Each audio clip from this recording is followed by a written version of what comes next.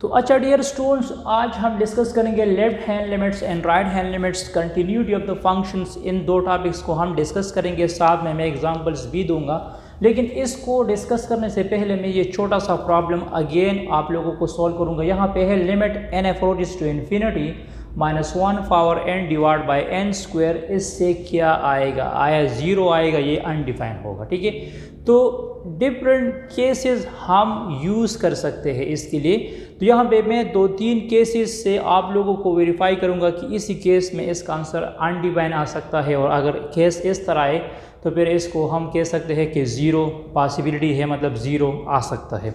ठीक है, तो पहला केस मैं डिस्कस करूँगा कि केस नंबर 1 इस तरह मैं डिस्कस करूँगा। अगर मैं इस फंक्शन को अलग अलग लूँ, मतलब मैं लिख दूँ limit n approaches to infinity -1 power n to limit n approaches to infinity 1/n square. ठीक है, ये हमारे पास एक सीक्वेंस है।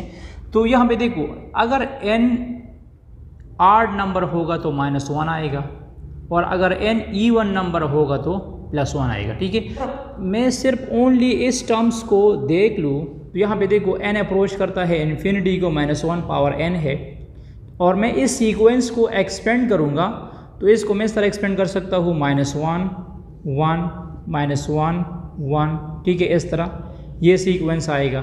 ठीक है, तो और यहाँ पे तो मैं मतलब इन्फिनिटी पुट कर सकता हूँ 1/1/1 1/2 1/3 समथिंग। लेकिन यहाँ पे देखो, जब लिमिट्स हमें 2 वैल्यूज़ देगा, लिमिट की वैल्यू यूनिक नहीं होगी, मतलब इसकी वैल्यू यूनिक नहीं है। सम टाइम हमें -1 देगा और सम टाइम हमें 1 देगा, तो फिर हम कहते हैं कि इस लिमिट को हम एग्जिस्ट नहीं कर सकते, डज नॉट एग्जिस्ट। क्यों? इसलिए क्योंकि ये आप लोगों को यूनिक ये प्रॉपर नंबर नहीं दे रहा। ठीक है, और ये बात ज़रूरी होगी कि आप लोगों को यूनिक रिज़ल्ट मिल जाएगा। मतलब आप एग्ज़ाम के लिए तैयारी करते हैं, आपने पेपर भी दिया, आपने खूब तैयारी की है, तो फाइनल रिज़ल्ट क्या होगा? या आप फेल होंगे या आप पास होंगे। इस तरह नहीं हो सकते कि आप फेल भी होंगे और पास भी होंगे। तो लिमिट्स जिस चीज़ को आप अप्रोच करते हैं वो रिज़ल्ट यूनिक होगा, वो रिज़ल्ट हमारे पास क्या होगा? यूनिक होगा। तो इसको तो मैं कह सकता हूँ कि इसको मैं एग्जिस्ट नहीं कर सकता, डज नॉट एग्जिस्ट। और अगर मैं यहाँ पे इन्फिनिटी पुट करूँगा 1/n स्क्वायर, तो 1/n स्क्वायर से क्या आ जाएगा? 0 आ जाएगा। लेकिन डज नॉट एग्जिस्ट के साथ, डज नॉट एग्जिस्ट के साथ अगर आप लोग 0 को मल्टीप्लाइड करोगे तो क्या आएगा? अनडिफाइन होगा ना। जब ये टर्म अनडिफाइन नहीं है और आप इसके साथ 0 को मल्टीप्लाइड करोगे तो ये क्या होगा? अनडिफाइन होगा। इसकी एग्जांपल मैं आप लोगों को इस तरह भी दे सकता हूँ कि अगर आप लोग सपोज टेंजेंट x + π/2 की एक्सपेंशन करोगे इस फॉर्मूले से, tangent alpha plus tangent beta divide by 1 - tangent alpha tangent beta, तो इसी केस में डायरेक्ट अगर मैं इस पे डायरेक्ट ये फॉर्मूला यूज़ करूँगा तो टेंजेंट 90 डिग्री अनडिफाइंड है। टेंजेंट 90 डिग्री क्या है? अनडिफाइंड है। तो मैं इस पे ये फॉर्मूला अप्लाई नहीं कर सकता। अगर यहाँ पे एंगल क्या होगा? 90 डिग्री होगा। लेकिन अगर मैं इसको सेपरेट लूँगा, मतलब मैं इस तरह लूँगा साइन x + π/2 * cos x + π/2, इसकी मैं अलग एक्सपेंशन करूँ और इसकी मैं अलग एक्सपेंशन कर दूँ, तो फिर हमारे पास क्या आएगा? कोटेंजेंट थीटा आएगा, कोटेंजेंट x आएगा। एज ए होल अगर मैं इसकी एक्सपेंशन इस फॉर्मूले से करता हूँ तो ये अनडिफाइन है। तो यहाँ पे देखो, अगर मैं इसको अलग फंक्शन कंसिडर करूँ और इसको मैं अलग सॉल्व करूँगा तो फिर ये अनडिफाइन आएगा। ये क्या होगा? अनडिफाइन होगा। लेकिन अगर सपोज मैं इसको कंप्लीट एक फंक्शन कंसिडर करूँ, मतलब मैं इसको कंप्लीट एक फंक्शन कह दूँ कि -1/n square whole power n, ये कंप्लीट एक टर्म है, एक सीक्वेंस है। यहाँ पे मैंने सीक्वेंस अलग, ये सीक्वेंस मैंने अलग लिया, ये सीक्वेंस मैंने अलग लिया। यहाँ पे मैं इस सीक्वेंस को एक साथ लेना चाहता हूँ। ठीक है, तो फिर क्या पॉसिबिलिटीज़ होगी? तो यहाँ पे हम इसको केस नंबर 2 कह देंगे। केस नंबर 2 इस तरह है, limit n approaches to infinity -1 power n divide by n square. तो फिर यहाँ पे मैं लिख सकता हूँ +-1, मैं क्या लिख सकता हूँ, +-1 लिख सकता हूँ, ठीक है, क्योंकि n अगर ऑड होगा तो -1 आएगा और n अगर इवन होगा तो फिर +1 आएगा, डिवाइड बाय इन्फिनिटी स्क्वायर, ठीक है। तो ये याद रखना है कि +1 बाई इन्फिनिटी से भी 0 आएगा और -1 बाई इन्फिनिटी से भी 0 आएगा। मतलब बोथ केसेस में अगर मैं सपोज लिख दूँ 1/1 लेग या 10 लेग, तो ये किस को अप्रोच करेगा, आखिर में हमारे पास आंसर क्या आएगा, 0 आएगा। और अगर मैं यहाँ पे लिख दूँ -1 बाय दिस टर्म्स, तो आखिर में ये किस को अप्रोच करेगा, आखिर में ये भी हमारे पास 0 को अप्रोच करेगा। मतलब अगर आप 1 को भी इस टर्म पे डिवाइड करोगे तो हमारा अप्रोच 0 की तरफ होगा, और अगर आप -1 को भी 0 पे डिवाइड करोगे तो हमारा अप्रोच यही होगा। तो अगर आप सेपरेट सीक्वेंस को कंसिडर करोगे तो ठीक है, फिर अनडिफाइंड आंसर है, does not exist, limit exist नहीं करता अकॉर्डिंग टू प्रोडक्ट रूल्स। लेकिन अगर एज ए सेम सीक्वेंस आप लेना चाहते हैं तो फिर हमारा आंसर क्या होगा, फिर हमारा आंसर 0 आएगा, ठीक है, क्योंकि -1 पावर इन्फिनिटी से आप लोग लिख सकते हैं -1 पावर इन्फिनिटी से +-1 आएगा, और यहाँ पे आप लोग इन्फिनिटी स्क्वायर लिख दो तो फिर 1 ओवर इन्फिनिटी या -1 ओवर इन्फिनिटी, बोथ केसेस में इससे हमारे पास क्या आएगा, 0 आएगा, ठीक है। और भी बहुत सारे मेथड्स है इसके में, यानी ln, सम लोग इसको ln पे ट्राई करते हैं, ln लेते हैं, सम टीचर जो है इसको सैंडविच थ्योरम के साथ कंपैरिजन करते हैं, लेकिन अभी तक एग्जैक्ट कोई बंदा ये नहीं कह सकता कि इसको मैं खामखा इसका आंसर 0 है या अनडिफाइन है। तो मैंने अपने नोट्स में अनडिफाइन किया है, ठीक है। अनडिफाइन भी अगर आप इस तरह वेरिफिकेशन इसकी करोगे तो अनडिफाइन ठीक है, अदरवाइज़ ये इसका आंसर ये भी करेक्ट है, ठीक है। अब मैं बात करूंगा left hand limit, right hand limits और कंटिन्यूटी की, कि लेफ्ट हैंड लिमिट क्या होता है, राइट हैंड लिमिट क्या होता है, और कंटिन्यूटी हम किस तरह। तो अब मैं डिस्कस करूंगा left hand limits and right hand limits. इससे पहले जितने भी लिमिट्स के क्वेश्चन हमने डिस्कस किए, लिमिट्स हमने डिस्कस किया, वो हमारे पास था वन साइडेड लिमिट। उसको हमने क्या कहा, वन साइडेड लिमिट। मतलब अगर सपोज हमारे पास f(x) = x² हो और हम इसमें x की जगह 2 पुट करेंगे तो ये हो जाएगा 2² = 4। और अगर मैं लिख दूँ limit x approaches to 2 f(x), और f(x) की वैल्यू क्या है, x² है ना, limit x approaches to 2 x², तो x की जगह हम क्या पुट करेंगे, 2 पुट करेंगे तो हमारे पास क्या आ जाएगा, 4 आ जाएगा, ठीक है। तो इस लिमिट को कहते हैं वन साइडेड लिमिट। इस लिमिट्स को हम क्या कहते हैं, वन साइडेड लिमिट कहते हैं। अब मैं आप लोगों को ग्राफिकली एक्सप्लेन करूंगा कि लेफ्ट हैंड लिमिट्स का और राइट हैंड लिमिट का मतलब क्या होता है। सपोज मैंने f(x) = x² का ग्राफ बना दिया, इसका ग्राफ इस तरह बनता है यू शेप में, पैराबोलिक शेप में, ठीक है, यू शेप में है। ये हमारे पास फंक्शन हुआ f(x) = x², और यहाँ पे आप लोग कंसिडर करो कि ये 0 पॉइंट है, ये 1 है और ये 2 हुआ, ठीक है। यहाँ पे फिर 3, 4 इस तरह, इस साइड पे -1, -2, -3 मैंने लिया, ठीक है। अब देखो हमारा जो पॉइंट है वो 2 है, यहाँ पे मैंने क्या लिखा है, लिमिट x approaches to 2, इसको मैंने a कंसिडर किया।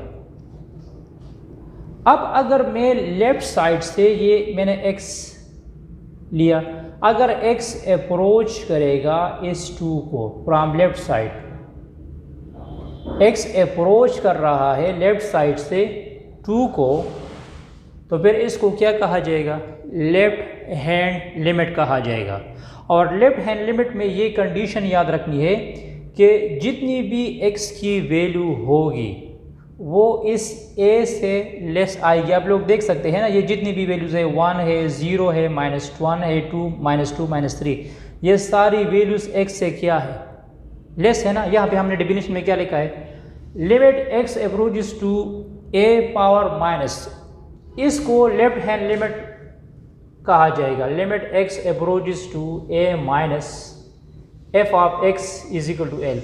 इस माइनस का ये मतलब नहीं होगा कि आप लोग इस x की जगह -2 पुट करोगे, इस 2 की जगह आप लोग -2 पुट करोगे। इस माइनस का मतलब ये होगा कि ये लेफ्ट हैंड लिमिट की रिप्रेजेंटेशन करता है, ठीक है। Read is the limit of f of x is equal to l, x approaches to a, x approaches to a from the left, ये लेफ्ट साइड से a को अप्रोच करता है। x sufficiently close to a, x करीब हो सकता है a को, लेकिन ये a से लेस होगा, ये a से क्या होगा, लेस होगा। इसी कांस्टेंट पॉइंट या इसी फिक्स पॉइंट से x की जितनी भी वैल्यूज़ होगी वो अगर a से लेस आएगी तो फिर हम कह सकते हैं कि इसको कहा जाएगा लेफ्ट हैंड लिमिट। मतलब इसको मैं इस तरह डिफाइन कर सकता हूँ, suppose f of x is equal to x square मैंने लिख दिया और यहाँ पे मैंने लिख दिया x is less than -2 is less than x and x is less than +2। ये 2 पॉइंट है ना, इससे ये x की वैल्यू सारी क्या है, लेस है, ठीक है। तो इसको क्या कहा जाएगा, लेफ्ट हैंड लिमिट कहा जाएगा। अब राइट हैंड लिमिट में सेम डिफिनीशन है।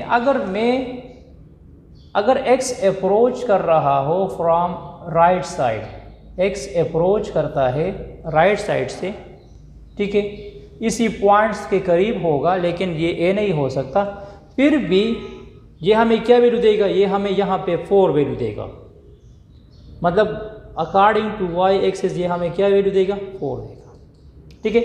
तो अगर मैं राइट हैंड साइड से अप्रोच करूँगा तो फिर आप लोग देख सकते हैं ये इसको मैंने x लिया। अब इस x की सारी वैल्यू a से क्या है, ग्रेटर देन है। राइट हैंड साइड में x की सारी वैल्यू a से ग्रेटर देन आएगी और लेफ्ट हैंड साइड में x की सारी वैल्यूज़ a से क्या होगी, लेस होगी, ठीक है। तो फिर इसको क्या कहा जाएगा, राइट हैंड लिमिट कहा जाएगा r, और इसको क्या कहा जाएगा, लेफ्ट हैंड लिमिट। और राइट हैंड लिमिट की पहचान क्या होगी, मतलब राइट हैंड लिमिट को मैं इस तरह लिख सकता हूँ, limit x approaches to a plus f of x is equal to l, ठीक है। यहाँ पे अगर इसके ऊपर प्लस का निशान होगा तो इसको राइट हैंड लिमिट कहा जाएगा, और अगर यहाँ माइनस होगी तो फिर इसकी वैल्यू नेगेटिव होगी। दूसरी बात ये याद रखनी है, अगर एक क्वेश्चंस में दोनों लिमिट्स गिवन होंगे, लेफ्ट हैंड लिमिट्स भी फाइंड करनी है और राइट हैंड लिमिट्स भी फाइंड करनी है। क्वेश्चंस में दोनों लिमिट्स एक साथ फाइंड करनी है, लेफ्ट हैंड लिमिट और राइट हैंड, तो इन दोनों का आंसर सेम आएगा। अगर left hand limit is not equal to right hand limit, मतलब लेफ्ट हैंड लिमिट से हमारे पास 4 आंसर आ चुका है और राइट हैंड लिमिट से भी यहाँ पे 4 आ चुका है, तो फिर हम कह सकते हैं कि ये लिमिट डिफाइन है, हम इसको एग्जिस्ट कह सकते हैं कि ये लिमिट एग्जिस्ट होगा। लेकिन अगर left hand limit right hand limit equal ना हुए, यहाँ पे आंसर 4 है, यहाँ पे आंसर 3 हुआ, तो फिर हम कह सकते हैं कि ये लिमिट एग्जिस्ट नहीं है, क्योंकि अगर आप इस साइड से अप्रोच करोगे तो फिर भी आपका रिजल्ट 4 आना चाहिए, और अगर आप इस साइड से अप्रोच करोगे तो फिर भी आपका रिजल्ट क्या होना चाहिए, 4 आना चाहिए। इसे प्रीवियस में लेक्चर में हमने डिफाइन किया, अगर -1 और इन्फिनिटी आएगा तो वो भी 0 होगा, और अगर +1 और इन्फिनिटी होगा तो वो भी 0 आएगा। तो अगर आप लेफ्ट साइड से अप्रोच करोगे या राइट साइड से अप्रोच करोगे तो फिर हमारा लिमिट सेम होना चाहिए, ठीक है, क्योंकि हमारा टारगेट पॉइंट तो यही है ना, मैं लेफ्ट साइड से या अप्रोच कर रहा हूँ या राइट साइड से अप्रोच कर रहा हूँ, ठीक है। अब मैं क्वेश्चंस एक एग्जांपल लेता हूँ और मैं आपको वेरीफाई करूँगा कि इसमें किस तरह आप लोगों ने लेना है कि इसमें लेफ्ट हैंड लिमिट कौन सा है और राइट हैंड लिमिट कौन सा है। तो एक एग्जांपल के थ्रू आप लोगों को वेरीफाई करूंगा कि इसमें लेफ्ट हैंड लिमिट कौन सा होगा और राइट हैंड लिमिट कौन सा होगा। Determine whether limit x approaches to 3 f of x, हमें फंक्शंस गिवन है, इसको पीस वाइज फंक्शन कहते हैं। मतलब ये एक फंक्शन नहीं है, ये दो फंक्शन है। 3x + 4 अलग फंक्शन है। मतलब ये फंक्शन मैं कब यूज़ करूँगा, अगर हमारा डोमेन 0 और 3 के दरमियान होगा तो फिर मैं ये वाला फंक्शन यूज़ करूँगा। मतलब अगर हमारा वैल्यू 1 हो या 2 हो या 2.5 हो तो मैं ये वाला फंक्शन यूज़ करूँगा। और अगर हमारा डोमेन 3 से लेकर 12 तक होगा तो फिर मैं ये वाला फंक्शन यूज़ करूँगा। लेकिन इसमें लेफ्ट हैंड लिमिट फंक्शन कौन सा होगा, राइट हैंड लिमिट फंक्शन कौन सा होगा। क्वेश्चन ये है कि what is left hand limit function here and right hand limit function here. तो मैं आपको कह चुका हूँ यहाँ पे जो हमारे पास कांस्टेंट टर्म है वो है 3, इसको a कंसिडर करो। लेफ्ट हैंड लिमिट को हम इस तरह डिफाइन करते हैं, limit x approaches to a minus f of x is equal to l। ठीक है, यहाँ पे देखो ये जो कांस्टेंट है ये कांस्टेंट x से क्या है, ग्रेटर देन है ना। तो हमने ये वेरीफाई किया अगर ये कांस्टेंट a x से ग्रेटर देन होगा तो फिर इस पे हम यूज़ करेंगे लेफ्ट हैंड लिमिट। तो मैं यहाँ पे इसके लिए सोल्यूशन इस तरह लिख सकता हूँ, मैं लिख दूंगा solution for left hand limit, for left hand limit. तो मैं लिख दूंगा limit x approaches to minus a f of x is equal to l। तो मैं यहाँ पे लिख दूंगा लिमिट x अप्रोचेस टू 3, मैं उसके ऊपर माइनस निशान लगा दूंगा और इसके साथ मैं फंक्शन कौन सा यूज़ करूँगा, ये वाला फंक्शन यूज़ करूँगा। मैं लिख दूंगा 3x + 4। अब x की जगह क्या पुट करना है, 3 पुट करना है। ये नहीं कि आप लोग -3 पुट करोगे, ये असल में लेफ्ट हैंड लिमिट्स की नोटेशन है। तो मैं लिख दूंगा 3 × 3 + 4, तो ये बन जाएगा 9 + 4 विच इज़ इक्वल टू 13। 9 + 4 से क्या आ जाएगा, 13 आ जाएगा। इसको कहा जाएगा left hand limit. Right hand limit किस तरह फाइंड करनी है, राइट हैंड लिमिट मैं इस तरह फाइंड कर सकता हूँ, राइट हैंड लिमिट मैं लिख दूंगा limit x approaches to +a f of x is equal to l। तो मैं यहाँ पे लिख दूंगा limit x approaches to +3, f of x की वैल्यू क्या है 16 माइनस x। तो इस x की जगह क्या पुट करो, 3 पुट करो, तो 16 - 3 से क्या जाएगा, 3 आ जाएगा। तो यहाँ पे देखो लेफ्ट हैंड लिमिट 13 आ जाएगा। लेफ्ट हैंड लिमिट की वैल्यू क्या थी, वो भी 13 थी, और राइट हैंड लिमिट की वैल्यू क्या है, वो भी 13 है। तो इसका मतलब ये है कि ये लिमिट एग्जिस्ट होता है। इसको हम कहते हैं कि इसका left hand limit right hand limit satisfied है, इक्वल है। तो हम इसको कह सकते हैं कि ये लिमिट क्या हुआ, एग्जिस्ट हुआ। मतलब यहाँ पे देखो ये हमारा 3 पॉइंट था, ठीक है, इसको मैंने 1 कह दिया। ये 3 ग्रेटर देन है किससे, x से, और x ग्रेटर देन है 0 से। मतलब हमारा पहले फंक्शन का डोमेन यहाँ इस 0 से लेकर 3 तक है। ये इस फर्स्ट फंक्शन का डोमेन है 0 से लेकर 3 तक। और जो दूसरा फंक्शन है उसका डोमेन मतलब 12 is greater than x and x is greater than और इक्वल टू 3। ठीक है, हमारा अप्रोच इस साइड पे है। तो ये राइट हैंड लिमिट का, और ये हमारे पास क्या था, लेफ्ट हैंड लिमिट था। तो अगर मैं राइट साइड से अप्रोच कर रहा हूँ इस 3 को, या लेफ्ट साइड से, तो हमारा जो रिजल्ट आएगा वो सेम होगा। रिजल्ट हमारा क्या होगा, सेम होगा। अगर ये इक्वल ना आता तो इस लिमिट को हम फिर डज नॉट एग्जिस्ट कहते हैं। ठीक है, अब मैं